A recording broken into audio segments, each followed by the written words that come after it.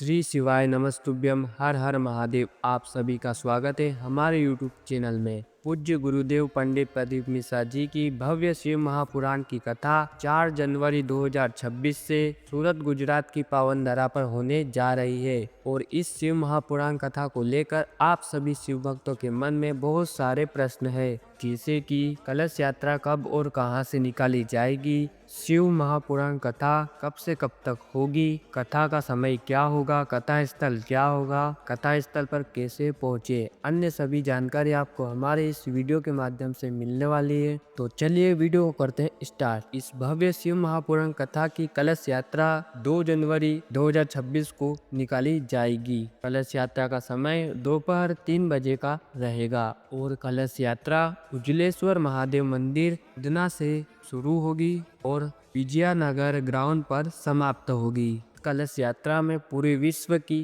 अलग अलग राज्यों की सारी झांकियां आप सबको देखने को मिलेगी।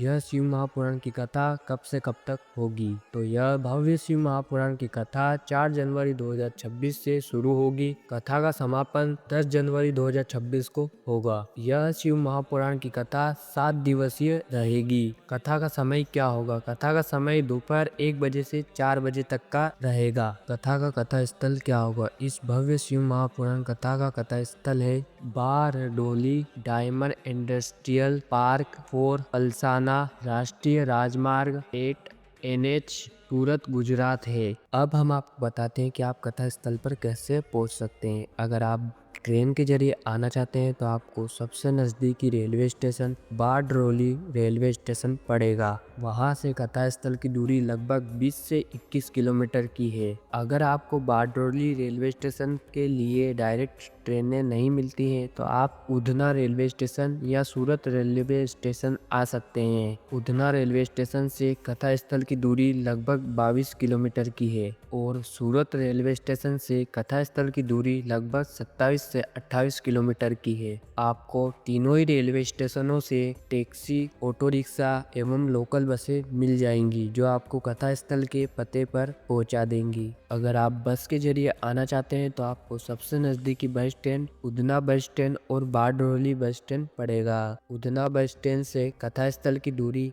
लगभग 18 किलोमीटर की है और बारडोली बस स्टैंड से कथा स्थल की दूरी लगभग 20 किलोमीटर की है। वहां पर उतरने के बाद आपको कथा स्थल के लिए डायरेक्ट ऑटो रिक्शा, टैक्सी और लोकल बसें मिल जाएंगी जो आपको कथा स्थल के पते पर छोड़ देंगे। अब हम आपको बताते हैं कि रहने की और भोजन की क्या व्यवस्था रहेगी। कथा पंडाल के पास में ही भव्य मेले का आयोजन किया गया है, जिसमें आप कथा के साथ साथ मेले का भी आनंद ले पाएंगे। भोजन की व्यवस्था कथा पंडाल के पास में ही रखी जाएगी, जहां 50,000 से भी ज़्यादा भक्त लोग इस भोजन प्रसादी का एक साथ लाभ ले पाएंगे। और रहने की व्यवस्था हर बार की तरह कथा पंडाल में ही रहेगी। अगर आपके मन में फिर भी कोई भी प्रश्न रह जाता है या संशय रह जाता है तो आप हमें कमेंट के जरिए पूछ सकते हैं, हम उसका जवाब जरूर देंगे। और ऐसी ही जानकारी के लिए हमारे YouTube चैनल को जरूर सब्सक्राइब करें।